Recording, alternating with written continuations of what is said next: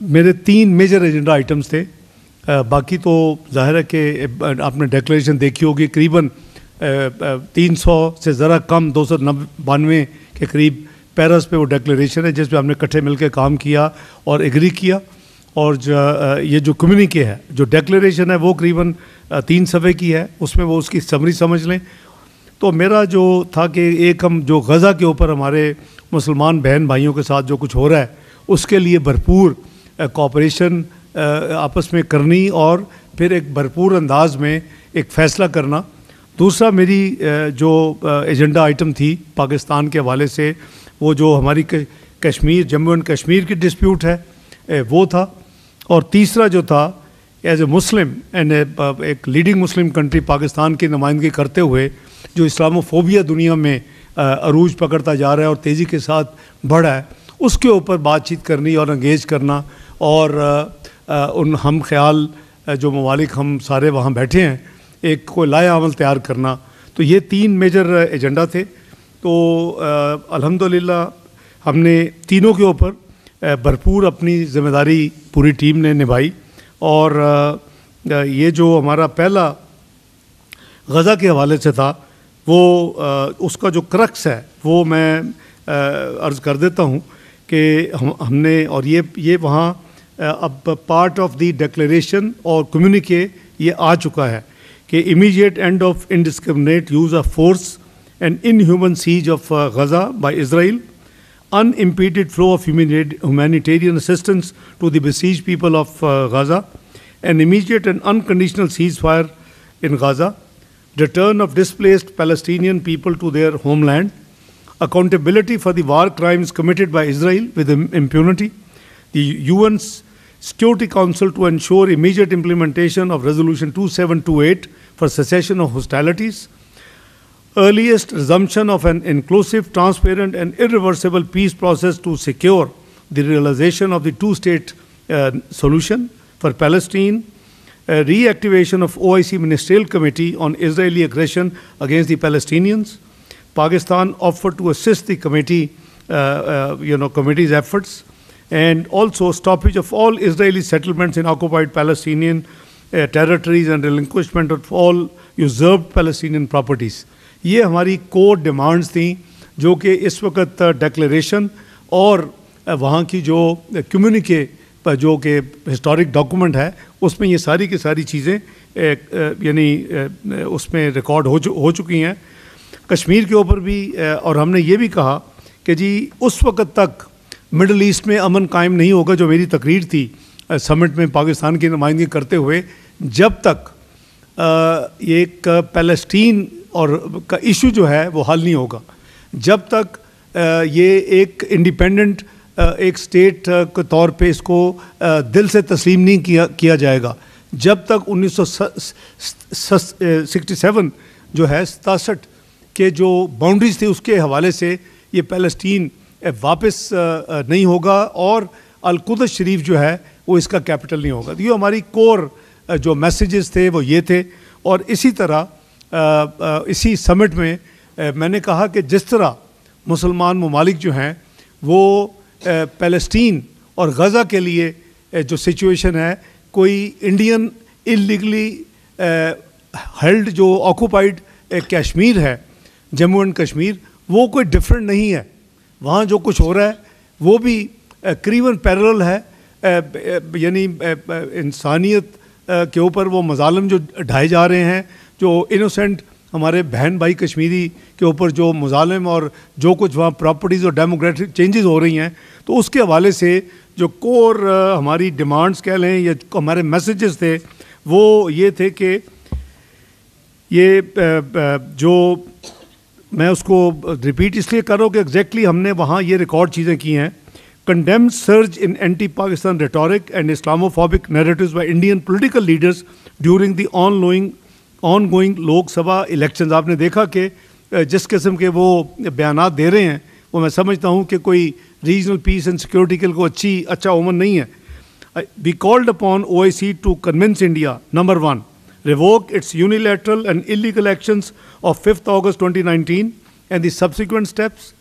Number 2, halt the ongoing human rights violations in the Jammu and Kashmir. Agla, release immediately the political prisoners, human rights defenders and dissenters, including Mr. Yasin Malik.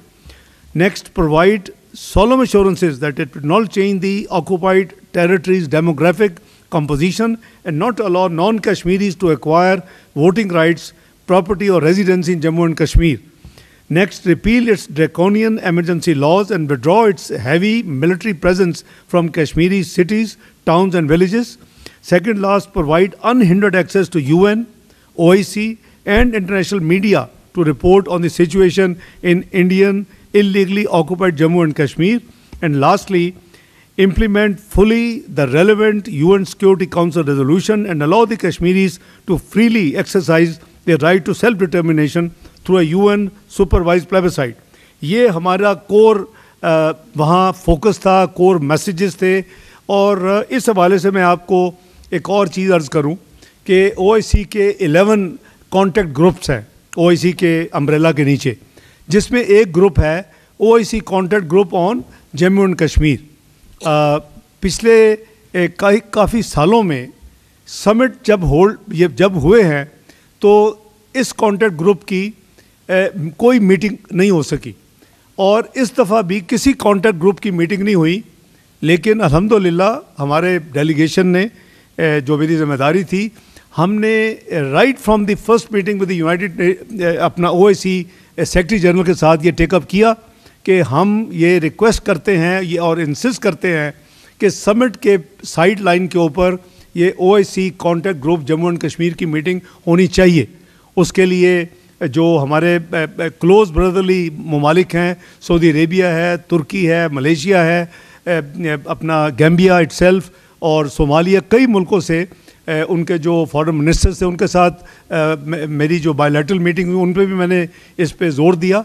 और अल्हम्दुलिल्लाह हमारी एक वाहिद जो contact group की meeting हुई वो Jammu and Kashmir contact group की meeting थी।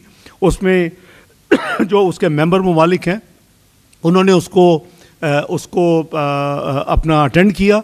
सऊदी फॉरेन मिनिस्टर की बड़ी प्रेसिंग एंगेजमेंट थी और उनके साथ उनके डिप्टी मिनिस्टर आए तो उनको उन्होंने उस सिर्फ मीटिंग के लिए छोड़ा, क्योंकि समिट के इख्तिताम के नेक्स्ट मॉर्निंग ये मीटिंग जिस दिन कंक्लूडिंग सेशन था और ये मीटिंग इकट्ठी एक ही दिन हमने फिक्स करवाई। तो अल्हम्दुलिल्लाह एक जो हमारी ज़िम्मेदारी मैं समझता हूँ कि जम्मू एंड कश्मीर के हवाले से थी वो हमने भरपूर तरीके के साथ अपनी ज़िम्मेदारी कौमी ज़िम्मेदारी निभाई। जो मैंने अर्ज़ किया कि जो तीसरा मेरा हैसियत एक मुसलमान ममालिक में से पाकिस्तान एक बहुत ही प्रोमिनेंट मुल्क है और उसका एक वज़ीर ख़ारजा होने की हैसियत से मैं समझता हूँ कि मेरी बुनियादी मुसलमान इवन होने की हैसियत ज़िम्मेदारी थी, वो इस्लामिक फोबिक कंटेंट था। तो हमने इसको हर लेवल पे हमने इसको टेकअप किया। ये मेरे समिट के स्पीच जो थी उसमें भी उसका हिस्सा था और साथ हमने उनको एक यानी सोल्यूशन प्रपोज़ किया कि एंटी सेमिटिज़म के हवाले से तो दुनिया के जो जितने सोशल मीडिया बड़े ग्रुप्स हैं वो जितना उस रिलीजन के हवाले से जो होता है हॉलोकॉस्ट के हवाले से भी वो मटेरियल को सोशल मीडिया ऐप्स जितनी है उस पर डिलीट करवा देते हैं, कर देते हैं। हम मिल के 57 मुल्क हमारे नबी पाक सल्लल्लाहु अलैहि वसल्लम के ख़िलाफ़ अगर कोई बदअक़ीदा किस्म का मटेरियल हो, हमारे होली बुक हमारे कुरान हकीम के बारे में हो, हमारे रिलीजन के इस्लाम के हवाले से हो, तो ये क्यों नहीं डिलीट हो सकता। तो आपको खुशी होगी ये सुन के कि ये भी अब इस कम्युनिके का हिस्सा है। ये माना गया कि हमें मिल के ये एफ़र्ट करनी चाहिए और ये सिर्फ वो क्या कहते हैं शुफ्तन इस तरह बर्खास्तन वाली बात नहीं है, ये कम्युनिके का हिस्सा है। और जो अच्छी बात ये हुई इस समिट में कि OIC के सेक्रेटरी जनरल ने अपना स्पेशल एनवॉय इस्लामोफोबिया पे मुकर्रर कर दिया है। आपको याद है कि पाकिस्तान ने UN के फोरम के ऊपर काफ़ी एफ़र्ट्स की पिछले एक साल में, और आपको याद होगा कि मेजर्स टू कॉम्बैट इस्लामोफोबिया वहाँ हुआ। UN के सेक्रेटरी जनरल ने अपना एक स्पेशल एनवॉय इस टॉपिक पे किया। लेकिन मैंने ये वहाँ रियलाइज़ करवाया समिट में और ख़ासकर काउंसिल ऑफ फॉरेन मिनिस्टर्स की मीटिंग में कि ये बुनियादी हमारी ज़िम्मेदारी है। ये 57 ममालिक जो हैं ये इनकी ज़िम्मेदारी है, इनकी यानी इस्लामी ज़िम्मेदारी है कि ये इसको निभाएं, तो आपको खुशी होगी कि ये फ़ैसला हो गया। बल्कि इस पर काफ़ी बहस मुबाजा हुआ कि एनवॉय होना चाहिए नहीं होना चाहिए, और पाकिस्तान की नुमाइंदगी करते हुए मैंने यही अर्ज़ किया, मैं ममालिक का नाम नहीं लेता क्योंकि ऐसे फोरम पे हर चीज़ पे बहस होती है, उसके प्रॉज कॉन्स देखे जाते हैं, लेकिन इवेंचुअली इट वाज अप्रूव्ड। और जो पाकिस्तान में इस वक्त तुर्की के सफ़ीर हैं, इनको OIC के सेक्रेटरी जनरल का स्पेशल एनवॉय मुकर्रर कर दिया गया है। इसकी approval council of foreign ministers में हुई और इसको रेटिफाई जो 15th इस्लामिक समिट कॉन्फ्रेंस हुई उसके अंदर भी सरबराहान की जो कॉन्फ्रेंस थी उसमें भी इसको अब अप्रूव अडॉप्ट कर लिया गया। मैं समझता हूँ कि ये बहुत एक अच्छी डेवलपमेंट है। हमें इसको जैसे हम गज़ा को परसू करते हैं, जैसे हम कश्मीर को परसू करते हैं, उतनी ही जिम्मेदारी और फोर्स के साथ अपनी अपनी आइनी, ये हमारी आइनी जिम्मेदारी है। We are Islamic Republic of Pakistan. अपनी आइनी मुल्की और अपनी इस्लामी जिम्मेदारी को हमें निभाना चाहिए और इंशाअल्लाह निभाएंगे। इसके अलावा जो हमारी जो डेलीगेशन था, मेरे साथ सेक्रेटरी फॉरेन अफेयर भी थे और हमारे रेलेवेंट मिशन के लोग थे। चूँकि हमारी एम्बेसी गैम्बिया में नहीं है, तो हमारी जो सेनेगल में एम्बेसी है वही गैम्बिया को भी लुक आफ्टर करती है। तो हमारे गैम्बिया से हमारी सफ़ीर मोहतरमा साइमा सईदा साहिबा भी वहाँ थी अपनी पूरी टीम के साथ, हमारे फॉरेन ऑफिस की टीम भी थी। तो हमने ये समिट में तो अपनी पूरी जिम्मेदारी की और साथ साथ हमने काउंसिल ऑफ फॉरेन मिनिस्टर्स का भी सारा यानी जिम्मेदारी निभाई। इसके साथ मौके को अवेल करते हुए जो मैंने बायलैटरल मीटिंग्स की, जिसपे बेसिकली पाकिस्तान की ट्रेड, पाकिस्तान की इन्वेस्टमेंट को बढ़ाने के लिए डिस्कशंस और म्यूचुअली एंगेज होने के लिए की, उसमें सबसे पहले प्रेसिडेंट ऑफ गैम्बिया के साथ मेरी बायलैटरल मीटिंग हुई। उसके बाद जो डिप्टी प्राइम मिनिस्टर सोमालिया के साथ मीटिंग हुई। प्रेसिडेंट शी ने अपना स्पेशल एनवॉय भेजा था, जो कि उनकी स्टैंडिंग कमेटी जो नेशनल पीपल्स कांग्रेस है उसके वो वाइस चेयरमैन है। Is a very important political post in China. और उन्होंने he came a special envoy of president Xi to the OIC। तो उनके साथ हमारी बड़ी भरपूर मीटिंग हुई। उनके कुछ व्यू पॉइंट थे जिसको हमने भरपूर सपोर्ट, ना सिर्फ सपोर्ट किया बल्कि कैरी करवाया।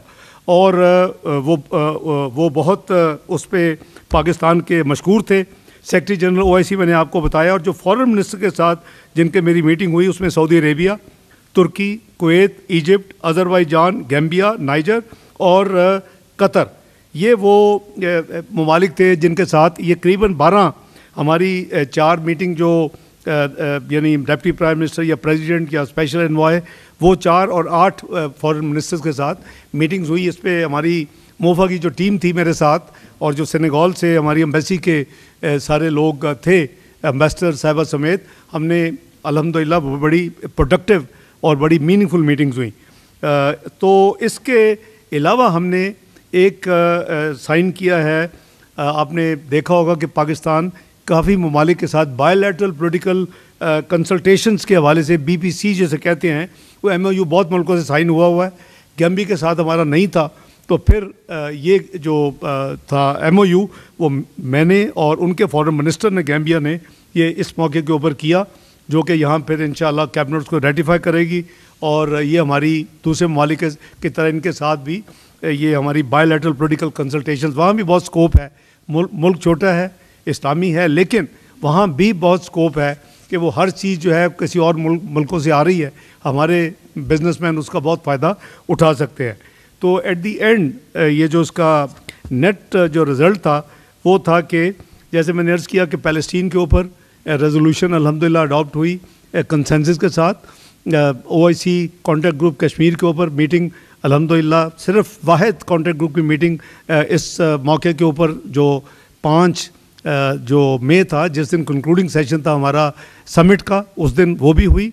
और तीसरा जो बेंजोल डिक्लेरेशन थी वो भी अप्रूव हुआ। और जो कम्युनिके था इसमें पाकिस्तान की जो टीम है, मैं इसको कॉम्प्लीमेंट करता हूँ फॉरेन सेक्रेटरी को और पूरी टीम जिसने मेरा साथ दिया वहाँ, और जो सेनेगल से जो पूरी टीम आई थी हमारी एम्बेसी की, उन्होंने दिन रात मेहनत की और अल्हम्दुलिल्लाह अपना पाकिस्तानी होने का फ़र्ज़ निभाया।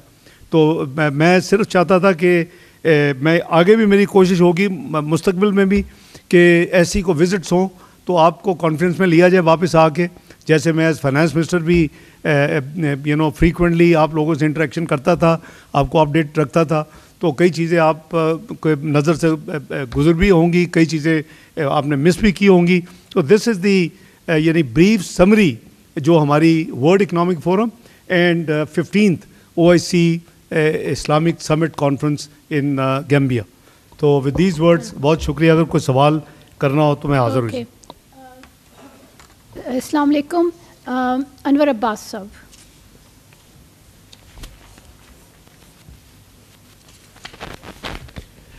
जी सागदार साहब, अनवर अब्बास सेक न्यूज़ से।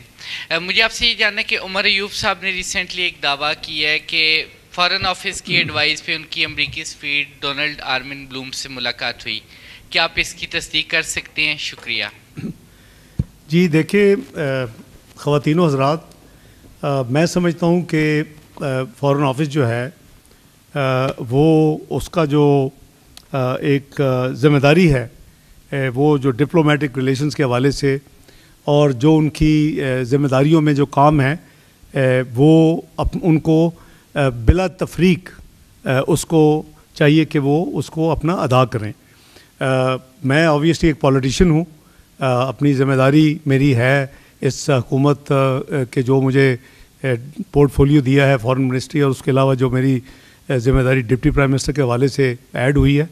तो मैं आपसे हकीकत शेयर कर लेता हूँ। हमने अरेंज नहीं की, नोट वर्बल जिसे आप समझते हैं कि जो एम्बेसीज भेजती हैं, वो फॉरेन ऑफिस को मार्च में मिला अमरीकी सफ़ीर साहब की तरफ से कि वो इन लोगों से मिलना चाहते हैं, और उसमें हकूमती बेंचों के भी लोग थे पार्लियामेंट में और अपोजिशन के भी थे।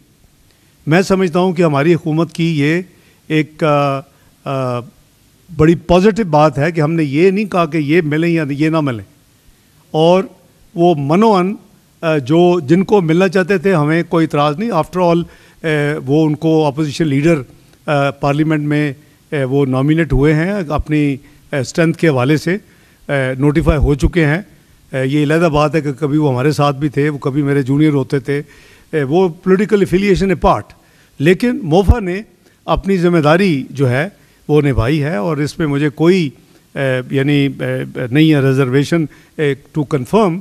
लेकिन हमने ये ना इनिशिएट की है ना ये प्रपोज़ की है। कुछ इम्प्रेशन जो आपके सवाल से ये जो मैंने क्लिप देखा है कोई इस तरह का है कि जैसे as if MOFA has arrange it. No, it is the initiative of the US ambassador in Islamabad, लेकिन not only for meeting Umar Ayub sahab but also members of the parliament on both side of the house, opposition में भी, trade benches में भी, जिसको हमने उनको कहा कि फाइन बस आप करें, जो मिलना है जरूर मिले। जी सर को दें। डॉक्टर साहब, OIC समिट में आप तशरीफ़ ले गए और उससे पहले रियाज में भी, और आपने सेंसिटाइज़ किया कि कश्मीर के मसले के ऊपर उन लोगों की तवज्जो होनी चाहिए। ये बहुत अरसे के बाद हमने ये देखा कि OIC में OIC कश्मीर कॉन्टैक्ट ग्रुप की मीटिंग हुई है। एक तो मैं ये जानना चाहता हूँ कि आपने क्या फ़ील किया कि क्योंकि 22 करली से पहले जो 4 साल थे उनमें पाकिस्तान के लिए गुडविल इतनी अच्छी नहीं रही दुनिया में, और आपने क्या महसूस किया कि कोई मिजाज में, कोई सोच में तब्दीली आई है?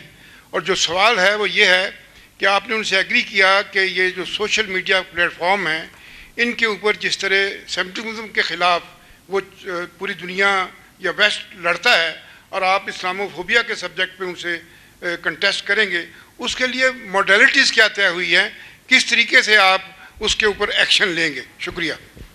देखें साले साहब, ये तब्दीली की बात तो मुझे तो विजिबल तब्दीली लगी है, और ये तब्दीली जो है क्योंकि आपको इतनी मीटिंग्स आप नहीं कर सकते कि आप समिट भी करें, आप काउंसिल ऑफ फॉरेन मिनिस्टर की मीटिंग भी करें, आप डिक्लेरेशन में भी एक एक पैरा एक एक लफ्ज़ पढ़ें और फिर उसमें भी 292 पैरे को बैठ के आधी रात तक बैठ के वहाँ अप्रूव करें। वर्चुअली आधी रात तक वो मीटिंग हुई अपना गैम्बिया में, बेंजोल में, और उनके फॉरेन मिनिस्टर बीइंग होस्ट वो चेयर कर रहे थे। बाय द वे, जो हमारी इनिशियल इंटरेक्शंस जो हुई, तो जो हमारी formal meeting council of foreign ministers की हुई, अल्हम्दुलिल्लाह आपको मुबारक हो कि Pakistan was elected vice chairman from Asia. तो ये एक ऑनर थी कि हम वाइस चेयर इलेक्ट हुए। तो मैं तो तब्दीली फ़ील करता हूँ। अब हमने कोशिश ये करनी है कि इस तब्दीली को हम ट्रांसलेट करें पाकिस्तान की बेहतरी के लिए, पाकिस्तान की मईशत को बेहतर बनाने के लिए। और वो जो मैंने डे 1 पे आके एक स्लोगन दिया था अपने तमाम साथियों को मोफा में, पाकिस्तान के अंदर और पाकिस्तान से बाहर, कि कन्वेंशनल डिप्लोमेसी तो है ही है, लेकिन इकनॉमिक डिप्लोमेसी, और इसमें हम अगर हिम्मत करें, बिलीव मी साले साहब के आई फेल्ट कि there is a tremendous scope कि हम अपना, हमारे जो बिजनेसमैन भी हैं वो देखते नहीं हैं अफ्रीका की तरफ। बहुत बड़ा स्कोप है, बहुत बड़ी एक मुसलमान आबादी है, आपके हमसाया मुल्क से बहुत बिलियंस ऑफ डॉलर की चीज़ें जा रही हैं। तो अगर थोड़ा फार्मास्यूटिकल, मैं उनको बताता रहा हूँ, केमिकल्स, आपका स्पोर्ट्स गुड्स, आपकी अपना मेडिसिन, बहुत चीज़ें, you have a lot of scopes, surgical goods from सियाल।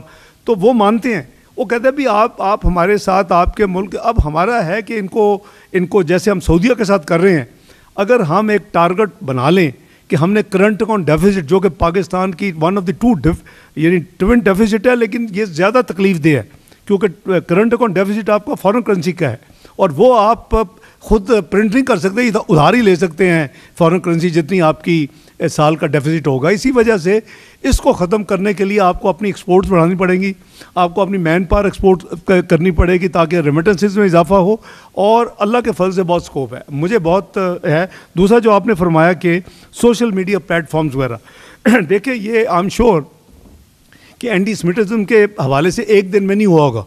उन्होंने जो ग्रुप्स थे उन्होंने भरपूर एफर्ट की होगी और मजबूर कर दिया कि उन सोशल मीडिया बिग प्लेटफॉर्म्स को कि जी आप ये करेंगे, तो एग्जैक्टली उसी पैटर्न पे is always first step towards a long journey. इसको मनवाना, इसको कम्युनिके का हिस्सा बनाना, इस मॉडल के ऊपर उनको एग्री करवाना, और फिर एक स्पेशल एनवॉय का अपॉइंट हो जाना, particularly OIC secretary general special envoy on Islamophobia for example. वहाँ ये भी बात हुई कि जी वो UN में अब उसने सेक्रेटरी जनरल ने अपना कर लिया। मैं कहा ये उनकी जिम्मेदारी कि हमारी जिम्मेदारी है? Are they suppose to defend our religion, और are we initially we should defend our religion and take all the steps. तो ये मैं समझता हूँ कि ये काम शुरू हो गया है, और अपॉइंटमेंट में भी जैसे थोड़ी सी हैसल होती है जी ऐसे फोरम्स पे, लेकिन अप्रूव हुआ, और ये इंशाअल्लाह अगर हम इसी तरह कंसिस्टेंसी के साथ सब मिल के करेंगे तो आई थिंक कि आफ्टर ऑल ग्लोबल हाउसेस ने इन्हीं मुल्कों के साथ 57 मुल्क हैं, डील करना होता है जी। आज़ाद सैयद साहब।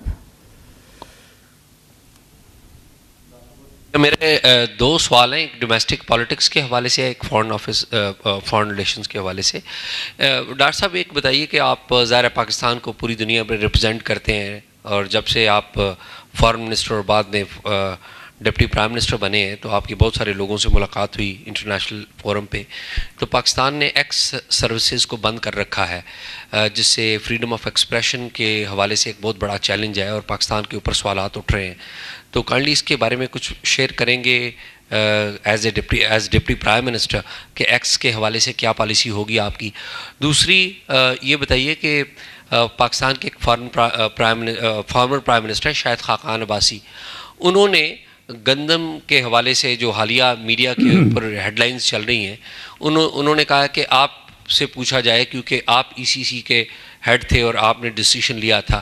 तो काइंडली इन दोनों बातों पे जी मेहरबानी।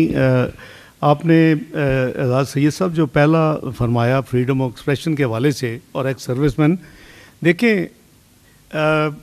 हमारा आइन पूरी तरह देता है, आज़ादी राय का इख्तियार है, और मुझे याद है कि 18वीं तरमीम में रज़ा रुवानी साहब ने मैंने गालबन 19A है, if I am not mistaken, 19A। हाँ, तो वो हमने इसको बीफ अप किया। मुझे याद है आज 14 साल पहले की बात कर रहा हूँ, और चूँकि आई वाज कंट्रीब्यूटर तो मैं उसका बिलीवर हूँ। हैविंग सेड दैट, लेकिन एक मादर पिदर आज़ाद जो है ना जी राय कि आप कहें जी मुझे उठ के इस्लाम के ख़िलाफ़ बोलने दिया जाए, मुझे स्टेट को बोलने दिया जाए, मुझे स्टेट फिर ये करे कि आप प्रवोक करेंगे अपनी स्पीच से कि जाके स्टेट के अदारों के ऊपर आप हमला कर दें, आप GHQ पे हमला कर दें, आप जिना हाउस पे हमला कर दें, आप तनसीबात पे हमला कर दें। मेरा ख्याल है कि कोई भी स्टेट या मुल्क इसका मुतामल नहीं हो सकता। और so there are certain boundaries. और अब हमारा with all due respect to the judicial process, हमारे डेफामेशन एंड लाइबल लॉज हैं तो सही, लेकिन उस पर मैंने ज़िंदगी में सही तरह अमल दरामद करते हुए नहीं देखा गया। अब मैं विदाउट नेमिंग 2 चैनल्स हेयर, मैं लंदन में था, they just aired and unluckily they aired मेरे ख़िलाफ़ को बात लंदन में भी। I one from both channels in the UK, London high court से मैंने उनके ख़िलाफ़ डैमेजेस सूट को विन किया। मुझे यानी करोड़ों की उनको डैमेजेस देने पड़े। ये अलग बात है कि मैंने वकीलों की फ़ीस के अलावा अपने लॉयर को लिखा कि दे के बाकी सारा चैरिटी में दे दे। तो दो चैनल्स को, तो क्या हम वो नहीं ला सकते? तो फ्रीडम ऑफ स्पीच में there are certain boundaries, there religious boundaries है, उसके ऊपर आपकी स्टेट की जिम्मेदारी है। आपका जो पर्सनल और बेसलेस या झूठा नहीं होना चाहिए। तो मैं समझता हूँ कि हमारा आइन और कानून बिल्कुल पूरी तरह उसकी आज़ादी देते।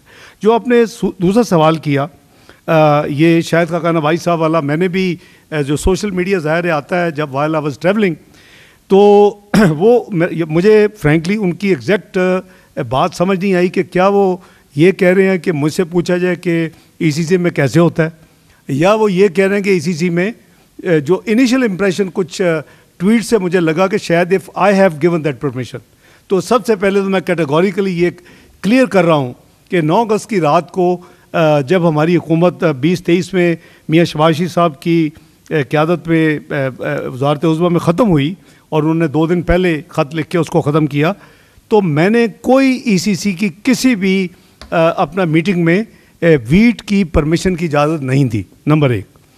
नंबर 2, ये मुझे to the best of my memory early August में समरी आई कि जी गंदम की दरामद की इजाज़त दी जाए।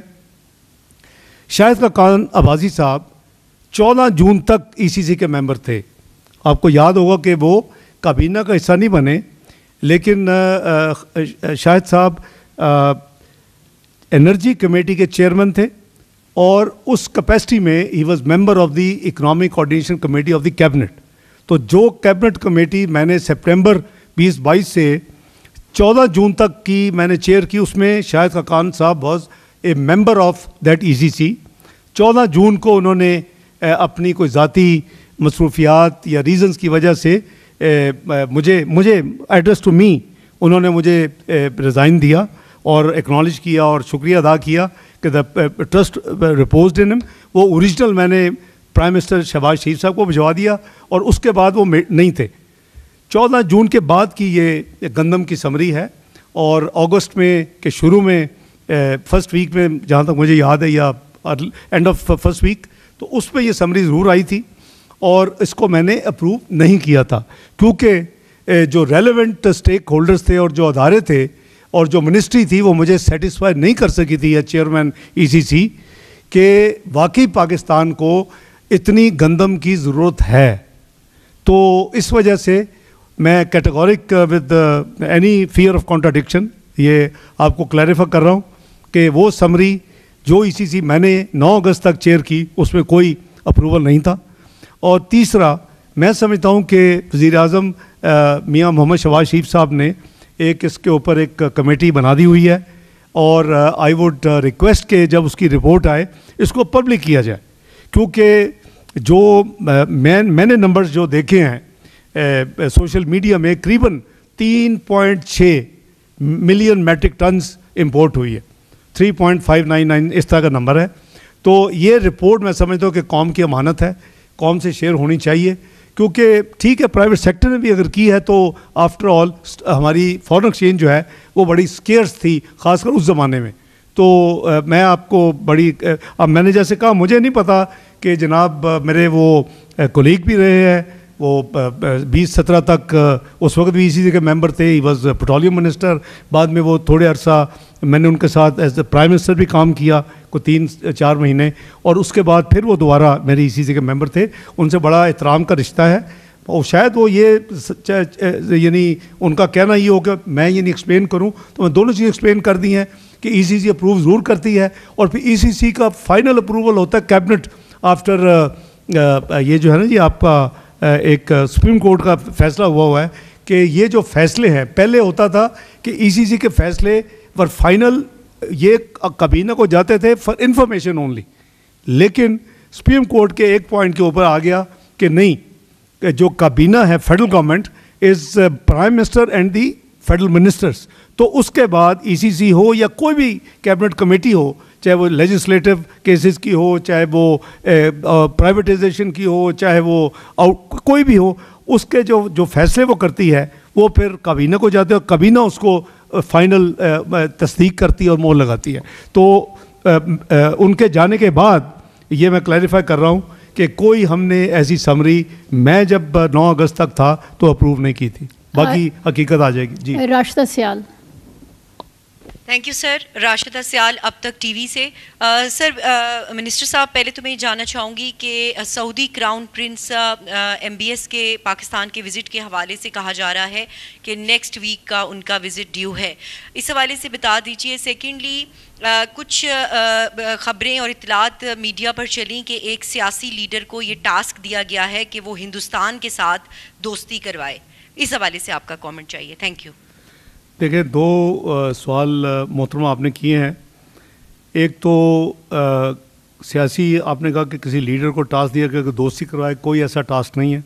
मैं बिल्कुल ज़िम्मेदारी के साथ ये आपको बता रहा हूँ, क्योंकि यानी मैं काबीना का हिस्सा हूँ और वज़ीर आज़म साहब का अगर ऐसा कोई टास्क देते किसी को तो काबीना को और मुझे मालूम होता, तो मैं इसको डिनाई कर रहा हूँ कि कोई ऐसी बात नहीं है। जो दूसरा आपने फरमाया कि उन्होंने रमज़ान शरीफ के एंड में फरमाया था कि इनिशियल मीटिंग्स हो जाएं गवर्नमेंट टू गवर्नमेंट, जो कि सऊदी फॉरेन मिनिस्टर जब डेलीगेशन लेके आए थे मेरे रियाद जाने से पहले, और B2B यानी business to business private sector ये हो जाए तो उसके बाद वो पाकिस्तान का दौरा करेंगे।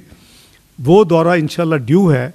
मैं समझता हूँ कि मई में किसी वक्त भी ये हमें वहाँ से कोई फाइनल डेट्स आएंगी और वो इंशाल्लाह पाकिस्तान का दौरा करेंगे। उन्होंने प्राइम मिनिस्टर के साथ उनकी इनविटेशन पे मेरी मौजूदगी में कंफर्मेशन की रमज़ान शरीफ में कि मैं बिल्कुल आऊँगा। और अभी हमारी एज़ फॉरेन मिनिस्ट्री चूँकि वी आर इन टच इन चीज़ों के ऊपर, हमारी जिम्मेदारियों में है ये, तो बिल्कुल उनका दौरा as of now on card है। अभी डेट्स एग्जैक्टली नहीं है जी। खालिद महमूद साहब। डॉक्टर साहब, खालिद महमूद जी, एक्सप्रेस टीवी से। डॉक्टर साहब, एक तो ये बता दें कि जो सऊदी विज़िट हुआ अभी हाल ही में, आज उसका शायद आखिरी लास्ट डे था, उसका आउटपुट क्या है? दूसरा ये बता दें कि आपके जो सबका दौर था 16 माह का, उसमें आपने जो ख़ासकर वज़ीर आज़म की जानिब से एक आर्डर हुआ था कि सिंध शुगर मिल के हवाले से जो FBR का ट्रैक एंड ट्रेस सिस्टम था वो आपने बंद कर दिया था, उस बारे में कुछ बताइएगा। आपका पहला सवाल, इफ़ यू डोंट माइंड, पहला आपने क्या कहा था? सऊदी जो हालिया विज़िट हुआ है इसका आउटपुट जी जी, मैं अर्ज़ का ठीक है जी, क्योंकि 2-3 हुए ना, मैंने ओवरऑल मैं बता देता हूँ। देखिए, जो ज़ाहिर है कि investment is a serious thing to do, तो जो भी इन्वेस्टर है, अगर गवर्नमेंट है तो वो अपने लिहाज से देखती है हर चीज़। हमने उनको एक मेन्यू गवर्नमेंट की तरफ से दिया, उसमें बड़ी अर्क्रेज़ी हुई, बड़ी मेहनत हुई। वज़ीर आज़म साहब ख़ुद कई मीटिंग उन्होंने चेयर की, और फिर उनको हमने जब सऊदी फॉरेन मिनिस्टर आए थे, आपको याद होगा कि एक मीटिंग जो डिटेल मीटिंग थी, वर्किंग मीटिंग जिसे कहते हैं, वो सरीना में मैंने और सऊदी जो वज़ीर ख़ारिजा थे उन्होंने चेयर की थी। और उसके बाद हमारे फिर ब्रेकआउट्स जो मुख्तलिफ सेक्टर वाइज वो मीटिंगें हुई हमारे मिनिस्टरों के और उनके मिनिस्टरों के दरमियान। ये जो अब दौरा हुआ है, ये बिज़नेस प्राइवेट जो बिज़नेस एंटिटीज़ हैं, बड़े ग्रुप्स हैं वहाँ सऊदीया के, ये उनके मिनिस्टर साहब उनको साथ लेके आए थे। तो हम दोनों क्योंकि at the end of the day तो बड़े को प्रोजेक्ट्स होंगे तो वो तो गवर्नमेंट करेगी एक दूसरे के साथ, रिकोडिक है या आपका कोई पेट्रोकेमिकल रिफाइनरी, इस तरह के ये जो आपका ट्रेड वॉल्यूम है, जो आपकी एक्सपोर्ट्स बढ़नी है, जो आपकी जॉइंट वेंचर्स है, जो आपका स्कोप है एक दूसरे के साथ बायलैटरल ट्रेड की एक्सपेंशन का, वो private sector to private sector ही होगा। गवर्नमेंट फैसिलिटेट उसको करती है जैसे हमने किया। तो आपने देखा कि इसकी भी भरपूर तैयारी पाकिस्तान के उनके जो काउंटर पार्ट्स थे उनको लाइन अप किया हुआ था, मैच मेकिंग थी उनकी बड़ी भरपूर। और मुझे आज, बल्कि मुझे नहीं पूरी काबीना को वज़ीर आज़म साहब ने बताया कि जो वज़ीर थे वो कल रात जो अशाइया था वज़ीर आज़म साहब की तरफ से उस विजिटिंग डेलीगेशन को, उन्होंने पाकिस्तान की टीम की और पाकिस्तान की जो जितनी जो मिनिस्ट्रीज़ थी और जो इन्वॉल्वमेंट जिनकी थी बहुत तारीफ़ की। उन्होंने कहा जी कि वी आर इम्प्रेस्ड कि पाकिस्तान किस तरह तुंदही के साथ और प्रोफेशनल तरीके के साथ और पूरी तैयारी के साथ ये काम कर रहा है। तो अल्हम्दुलिल्लाह मैं समझता हूँ कि हमारा ये सबका फ़र्ज़ है कि हम पाकिस्तान को उधर लेके चले। जहाँ तक आपने कहा कि 16 माह की आपने बात की ना जी, तो वो मैं उसका जवाब देने लगा हूँ जी। देखें मैं नॉट दैट के मेरे वो वज़ीर आज़म हैं और उन्होंने मेरी तो I am not holding any brief, लेकिन he is known for his integrity and transparency. 3 दफ़ा वो चीफ मिनिस्टर रह चुके हैं, दूसरी दफ़ा वो प्राइम मिनिस्टर हैं, तो ये हो ही नहीं सकता। और मैं 16 महीने में तो फाइनेंस मिनिस्टर भी था, track and trace system FBR का था, तो मेरा भी काफ़ी हद तक बड़ा रिजेक्ट होता है। अल्हम्दुलिल्लाह अल्लाह को जवाब दे हम सबसे पहले। तो कोई तफरीक जो है ना वो ट्रैक एंड ट्रेस, बल्कि उन्होंने कई मीटिंग्स की इसको बड़ा रोबस्ट और बड़ा इसको फास्ट ट्रैक करें। लेकिन मुझे अफसोस ये है कि कुछ लोग बड़ी पैटी पॉलिटिक्स पे उतर आते हैं और उनको अपना ज़माना याद नहीं रहता कि उनके ज़माने में जब वो अब गवर्नमेंट में थे तो उनके ख़िलाफ़ किस किस्म की एलिगेशंस थी। मैं दोहराना नहीं चाहता, I am sure you know what I am talking. तो ये वज़ीर आज़म शहबाज शरीफ के हवाले से ये बात करनी मुनासिब नहीं है, और अगर कोई ऐसी बात है तो छुप नहीं सकती। और पूरा का पूरा FBR इज़ देयर, और मैं ख़ुद यानी उसको ना सिर्फ ट्रैक एंड ट्रेस को हमने फाटा में और हर जगह पे और फिर टोबैको इंडस्ट्री पर शुगर पे लगाया, बल्कि जो लोग उससे भागने के लिए उसके डर के भागे फाटा से, सिगरेट कंपनीज को 46 के करीब थी, वो AJK में चली गई अगर आपको याद हो। और उससे बचने के लिए मैंने AJK गवर्नमेंट को उसको इन्वॉल्व किया कि आप भी उसी तरह इनके ऊपर करें ताकि ये मजबूर हो जाएं। और फिर कई कंपनीज़ ने फिर वॉलंटरली FBR के साथ ट्रैक एंड ट्रेस सिस्टम किया। तो हमारी हुकूमत की तो बड़ी अल्हम्दुलिल्लाह शफाफ एक्शंस होते हैं। अगर किसी के पास कोई एविडेंस है तो वो ला के दिखा दें। बहुत शुक्रिया। Abdullah Momin sir. Abdullah Momin, Dawn news से। Doctor sahab, Afghan interim government का एक डेलीगेशन गया था OIC में, तो साइड लाइन पे कोई आपकी मुलाकातें हुई, क्या डिस्कस हुआ? और दूसरा ये कि पाकिस्तान इस वक्त एनर्जी क्राइसिस भी है, ईरान के भी एक दबाव है, ईरान पाकिस्तान गैस पाइपलाइन, क्योंकि अमेरिका ने भी अपने तहफ़्फ़ुज़ात का इजहार किया और सऊदी अरब भी इनडायरेक्टली अपने रिजर्वेशन शो कर रहा है। इब्राहिम रईसी जो थे ईरानी सदर, वो भी पाकिस्तान आए थे। तो इस मसले को हुकूमत पाकिस्तान कैसे टैकल कर रही है, जो ईरान का दबाव है या दूसरे मसाइल है? Thank you. देखिए भाई, हम एज़ कंट्री हम चाहते हैं stability and peace in the region. हम इसके बहुत बड़े प्रमोट करने वाले हैं, इस पे अमल करने वाले हैं। और अफ़गानिस्तान के साथ बहुत हमारा फोकस रहा है। माजी में जब भी मुस्लिम लीग नून हुकूमत में आई 20, 13, 17 में, मैं आपको रिमाइंड करा रहा हूँ कि कई सालों के बाद जॉइंट मिनिस्ट्रियल कमेटी की मीटिंग मैं ख़ुद जाके काबुल में मैंने की। पूरे पाकिस्तान की टीम जो रेलेवेंट मिनिस्ट्रीज़ मेरे साथ गई, और उसके बाद वहाँ के जो सदर थे उस वक़्त अशरफ गनी साहब, वो पाकिस्तान आए और ये सरीना होटल में उन्होंने मेरे साथ बैठ के जॉइंट प्रेस कॉन्फ्रेंस की। तो ये हमारी, क्योंकि ये देखिए you can't change your neighbours, और फिर वो मुसलमान मुल्क है, हमारा हमसाया मुल्क है और फिर लैंड लॉक मुल्क है, तो हम उसकी पूरी तरह हैंड होल्डिंग की। कासा 1000 बड़ी मुश्किलों के साथ हम दोनों में एग्री हुआ। मुझे याद है वाशिंगटन में वर्ल्ड बैंक IM की मीटिंग्स में गया था, वहाँ कितनी बायोलैटरल्स हमारी हुई बिटवीन हज़रत ज़ाकिरवाल माई सेल्फ। तो बात यह कि हम तो हर एक के साथ अच्छे ताल्लुकात रखना चाहते हैं। और फिर ये जो जाने से पहले कुछ हफ्ते मुझे वहाँ के फॉरेन मिनिस्टर साहब का फ़ोन आया, लेकिन बदकिस्मती से जो फ़ोन का जो दिन और टाइम मुकर्रर था उससे कबल एक टेररिस्ट अटैक हुआ पाकिस्तान में, और उन्होंने मुझसे ताज़ियत तो की, लेकिन मैंने उनको कहा कि आप इसको कंडेम भी करें पब्लिकली, वो उन्होंने नहीं किया। तो हमारी जो रिपोर्ट्स ये हैं कि हमारे जो रीसेंट चाइनीज़ के ऊपर जो अटैक हुआ उसकी मास्टरमाइंडिंग, उसकी मॉनिटरिंग, उसकी ट्रिगरिंग, उसकी प्लानिंग, वो सारी अनफॉर्चुनेटली वो अफ़गान टेरिटरी से हुई। तो वो हमारे ब्रदरली इस्लामी मुल्क है, हमारी बहुत हम कदर करते हैं और हम चाहते हैं कि हर एक के साथ नेबर का अच्छा ताल्लुक़ हो।